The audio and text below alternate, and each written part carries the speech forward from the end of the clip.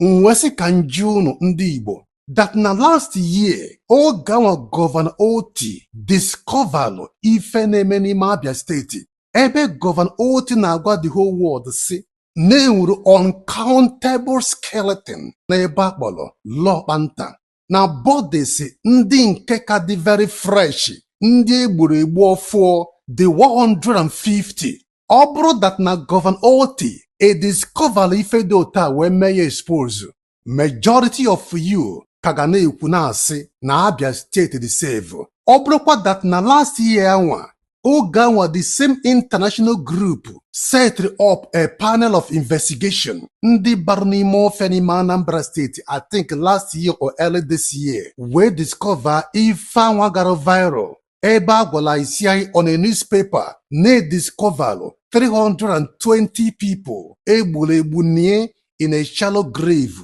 somewhere n'ime Anambra State. Many of you agala amakwa na ife dị otu a na-eme n'ime Anambra State. Ọ bụghị that na nso nkwa na-agwa mba ụwa na-enwere so many pit onunu egwusiri egwu every nook and cranny of Imo State nke ju ekpochi egwu ọzọ. Ndị Igbo una karima that na people na every single day n'ime Imo State. Of course karima before he conclude that na truly na Enugu State the save kindly set up a private investigation panels ka fame investigate every nook and cranny n'ime Enugu State.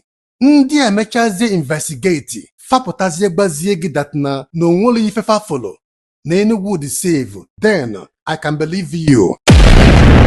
Achọrọ m ịjụ those of you bụ ndị Igbo ndị na-enwere nghọta ndị na-adịla atink beyond their nose and unu bụ ndị nchọrọ ịjụ ajụjụ a bụ unu bụ ndị bịalụ in my comment section and in my DM under this video m post last week ebe na-agwa unu si unu that na this video ị na-afụ ebe a bụ another version of Ebube Agụ. Majority of you ana-edela m sị m that na Enugu State dị save ọ kama ị ga-eji ife na-eme n'Imo State kemgbe the last 6 years including nke na-eme n'ime Anambra State wee mụle ife just like our fathers na-ekwusi were ife mele onye ọzọ mụle ife ọ kama ị ga-eji ife na-eme other steeti ebe enwechara people like this ebe enwere so many ọnwụ kama unu bụ ndị Enugu ga-eji ife na-eme in these two states here wee mala ife instead ị chọrọ ịmụ ife ị ka nọdụ ka na-reason beyond your nose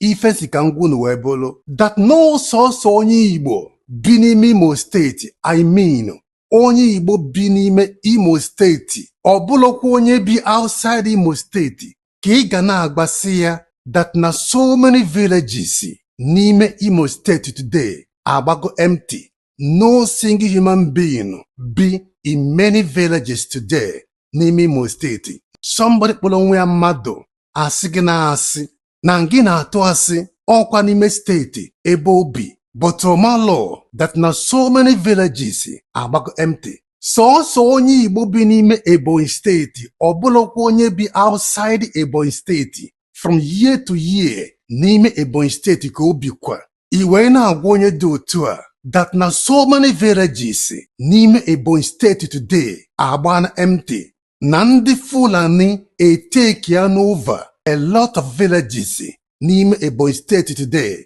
Ofia etojuchana many churches. People adrozi ago kadie. Somebody bi n'ime Ebonyi State asị na asị that na such a thing abụla eziokwu naanị ndị Igbo bụ ndị ga na-reason this poorly. Onye Igbo bi n'ime Enugu State from year to year ị na-agwa onye dị otu a that na so many villages n'ime Enugu State today agba empty na ọfịa etojuchana many villages oke na ọfịa ngwere n'ụzọ na-egbuo na many pastors, reverend fathers, bishops, church goers.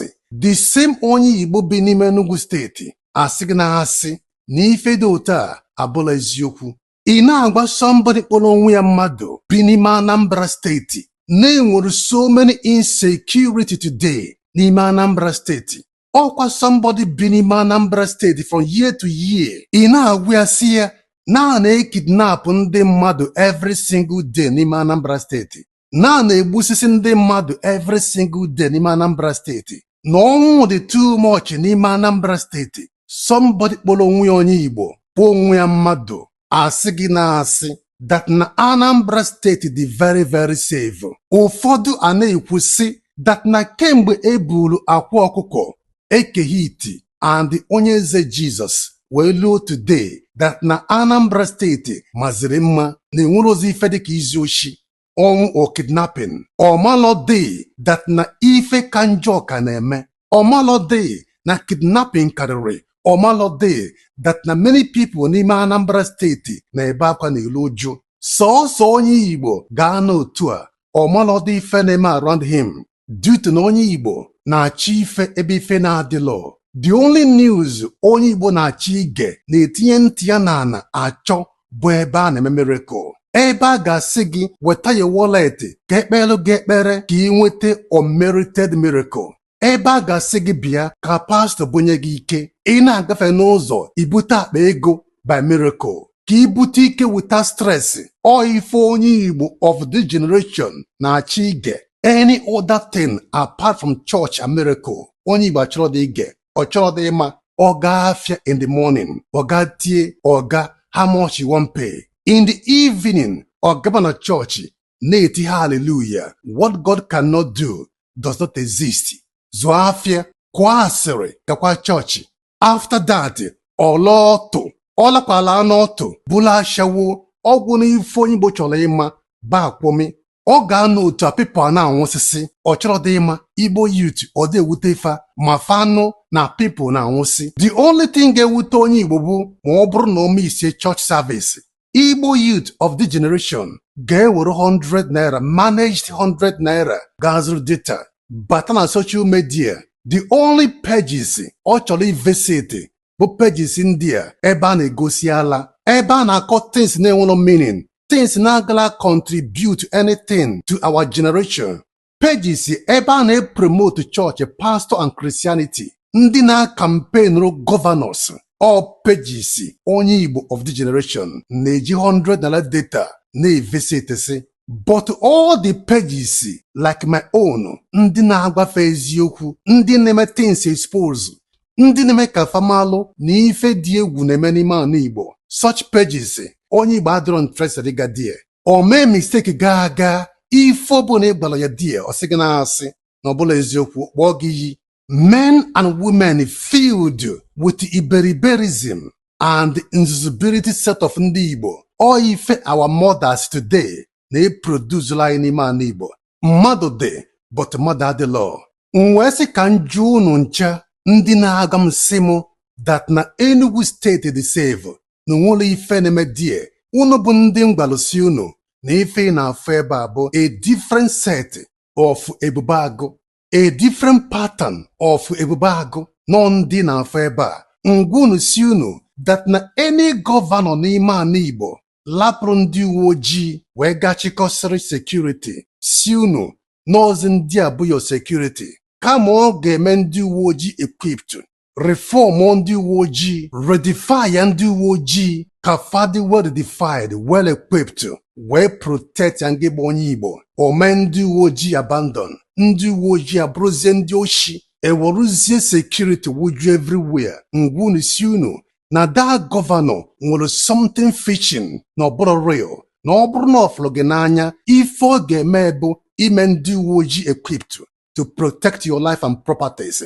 Ngwa unu si unu na onweghị any leaders around the world na-enwe security outfit n'ọsọsọ ndị agha and ndị uwe ojii bụ ndị nwere capacity i protect life and properties around the world.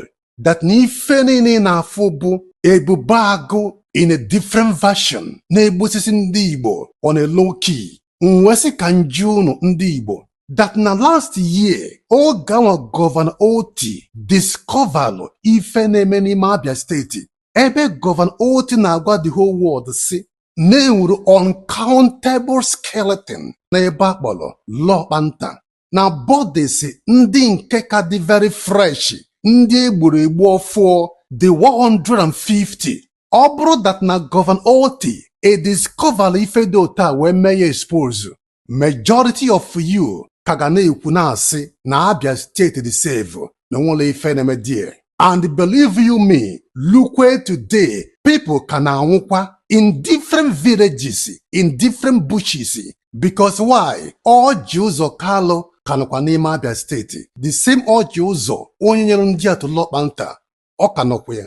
Ọ bụrụkwa that na last year anwa oge anwa the same international group set up a panel of investigation ndị bara n'ime ofe n'ime Anambra State, I think last year or early this year. This private investigation panel wee discover ife anwa gara viral ebe a gwara isi anyị on a newspaper na-discover 320 people egburu egbu nie in a shallow grave somewhere n'ime Anambra State. People akagburu ofu ka dị fresh. Ọ bụrụ that na this international group ewepụtaghị this private panel mere investigate here, many of ya agala amakwa na ife dị otu a na-eme n'ime Anambra State.